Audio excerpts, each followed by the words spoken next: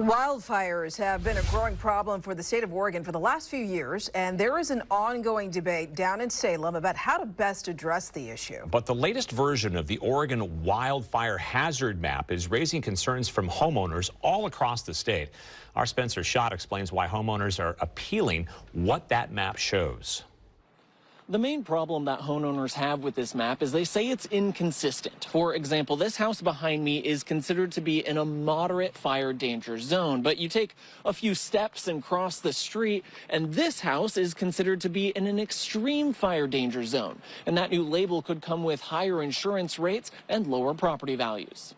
So can you point out where your house is on this map? Should be about right here. Elaine Schiffer didn't want to go on camera, but did want to express her frustration with the Oregon wildfire hazard map. If we're in the red zone saying that it's extremely difficult to get to us for a fire, then these guys here, excuse me, you've got to come through here in order to get to them, which is stupid. You're going to have to go through us. So why would we be red and them not? Many folks like Schiffer have filed appeals against this map.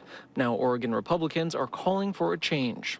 The map must be repealed. It has been universally rejected by property owners across the state. As more appeals come in, Governor Tina Kotek has paused forwarding them along to the Office of Administrative Hearings until after the legislative session. In a statement from the governor's office, she said this pause was to give the legislature time to make the needed changes to the map.